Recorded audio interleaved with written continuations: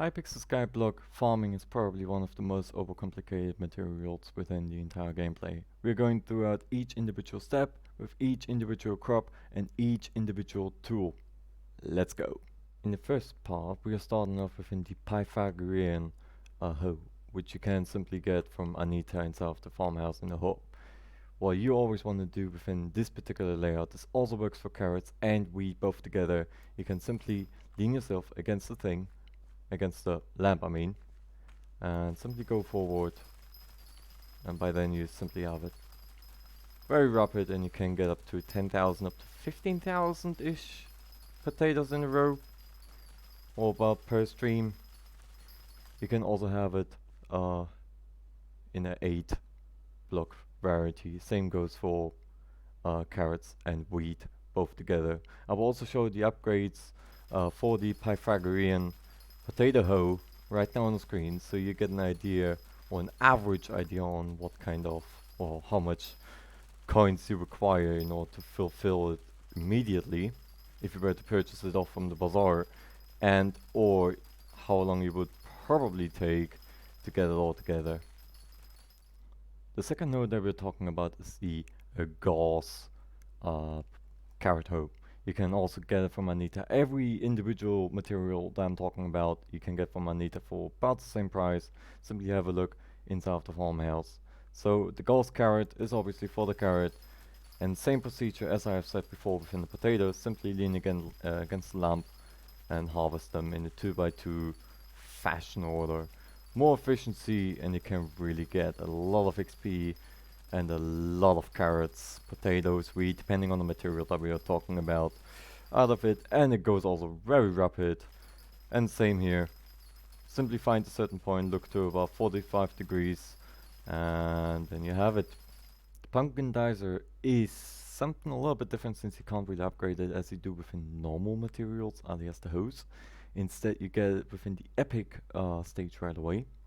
And do note you cannot apply replenish and or harvesting on it. So the only things that you can apply is obviously the turbo variants, which is for each individual hoe and or other axe possible, as well as efficiency, telekinesis, and cultivating, which I can really recommend putting on, as well as farming for dummies. But either way, same procedure as we had before. It is essentially the same layout. Besides that, you have the slabs over here, so you can lean against them when farming. Look again in the 45 degrees angle. Have the stems fully grown. Make sure you don't break them unless you use this, unless you use the client that lets you not break it accidentally. I don't have it right now, but again, water nearby so the stems can grow, light so the stems can grow, and then you just simply keep on rolling in a 45-degree angle.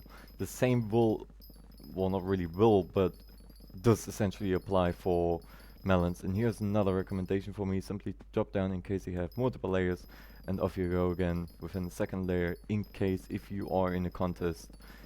And that's really all about it. Very easy to get behind, and nothing too overcomplicated to say the least, which is quite surprising. And even a rare drop right ahead. Speaking of drops, within the melon and the pumpkin dicer you have multiple rare chances to encounter multiple pumpkins coming out of one, being the uncommon drop, which gives you 64 pumpkins. You get the rare drop, which is the second stage, giving you 1 enchanted. You have the crazy rare, which is in pink, which gives you 10 enchanted, and you have the pray to RNGesus drop, which gives you immediately 64 enchanted pumpkins right off the bat. As for melons, you also have the rarity for the Melon Dicer to drop you something in particular, being for uncommon you get 1 enchanted melon. For rare you get 5 enchanted melons. For crazy rare you get 50 enchanted melons. And as a matter of fact, very nice. And as a matter of fact, if you get the Pray to On Jesus, you get two enchanted melon blocks right off the bat.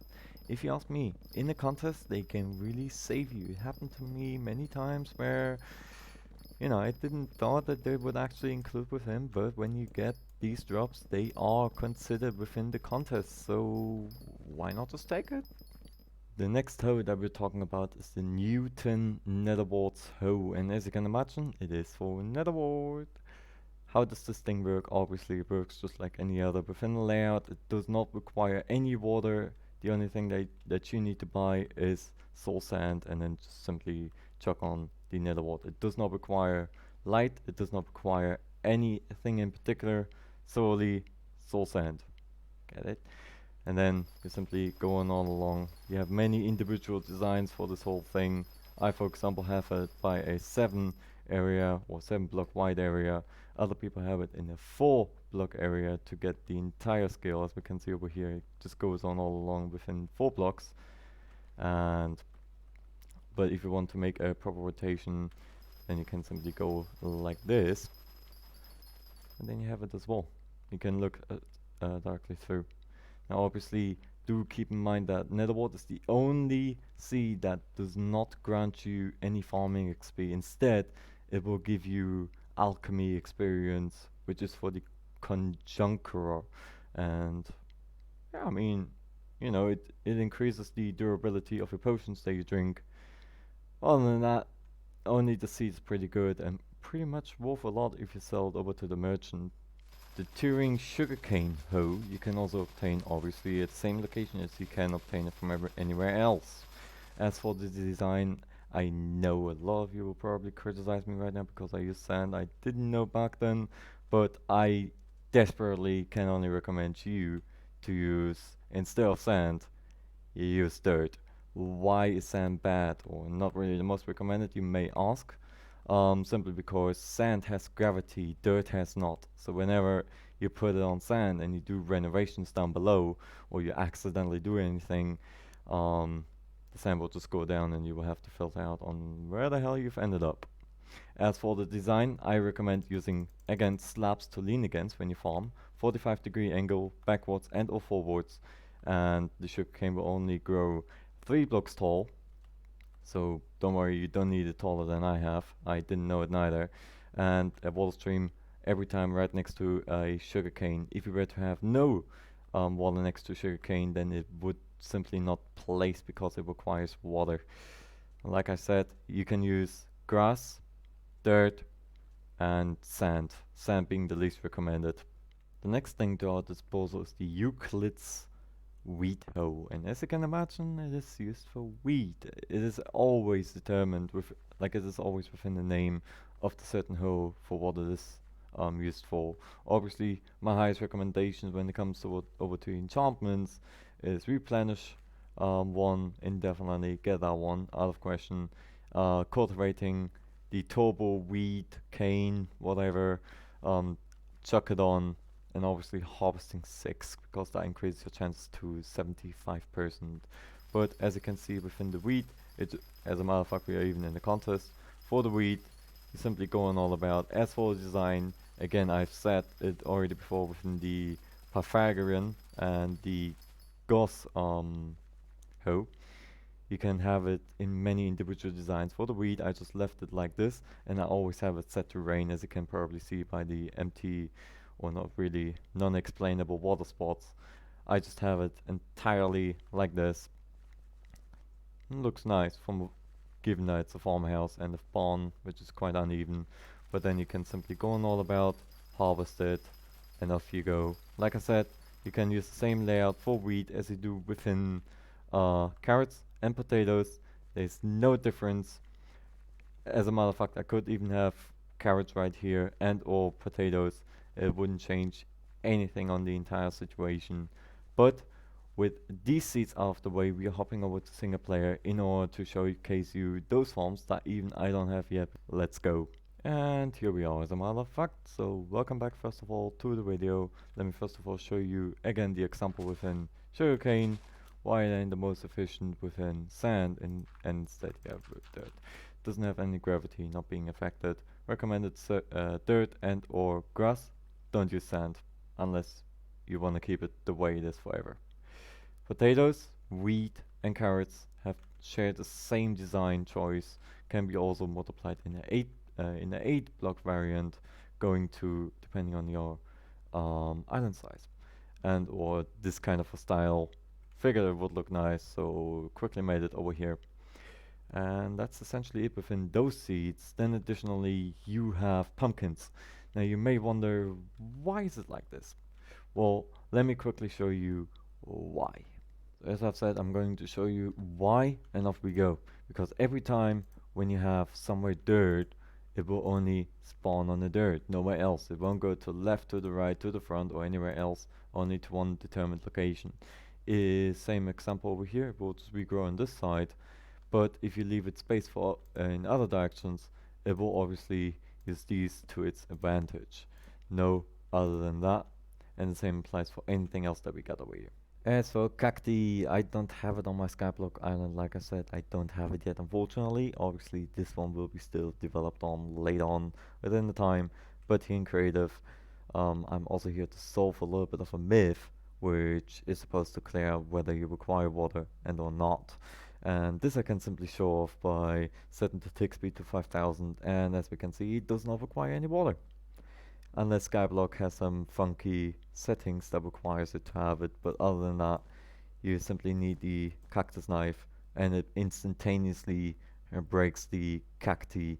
Obviously, just like with sugarcane, I recommend do it within a second, because else it won't regrow at all. So number second and so on. And it will always only grow 3 blocks tall. No more and no less. As for Netherwart, as I've already said, you can have it in the 4 block variety and or in the sitten variety. Then again, in Skyblock, you can no-clip by eating mushroom soup, which you can get for a very easy price. And then you simply go on all about.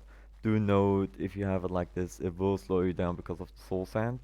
So my recommendation, use a layout like this, so you can just chop on all about throughout all the 4 blocks without any limitations. I just chopped everything, no problem at all. So you have multiple design choices. I recommend this one and or the 7 one, because if you make the walk around, you can keep on digging, and that keeps you essentially also running during the contest. The next hoe that we're talking about is the fungi, or the fungi cutter, however you want to name it. It's the hoe for the mushrooms. Now you may say, yes, here's light. You don't need a light, and you're more than right. I simply want to show it off, obviously, so you folks can see what I'm doing. Within design, you need to leave it like this. Obviously, keep here space empty. I just have it for the full darkness, so you want to leave it entirely empty for your island, because mushrooms only grow when it is dark. And to prove this, I will simply go over to the random tick speed. We'll just increase it, and we can see that obviously the mushrooms will spread all over about, even on the rocks. Do note, obviously, on your island, you're not gonna have this. Please keep this in mind. Please don't put in any rocks.